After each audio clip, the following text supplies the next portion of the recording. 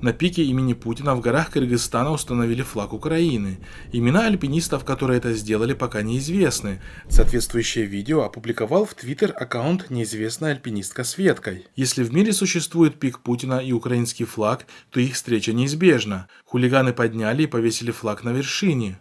Понятия не имеем кто, написала автор видео. Пик имени Путина – это горная вершина в Кыргызстане, расположенная в горной системе Тянь-Шань на севере страны, в Чуйской области. Напомним, что после вторжения России в Украину президент Кыргызстана Джапаров пытался поддержать Россию. Однако, увидев резко негативную реакцию населения и предвестники скорого поражения России в этой войне, принял решение занять более нейтральную позицию по данному вопросу. Наблюдатели отмечают, что после вторжения России в Украину мусульманское население всего постсоветского пространства стало сопереживать украинцам, которые стали очередной жертвой колониальной экспансии России. Нет войне! Свобода Украине! Путин черт!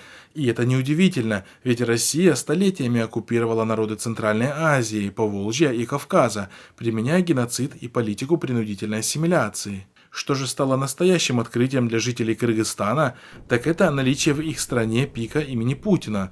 Для многих это показалось оскорбительным.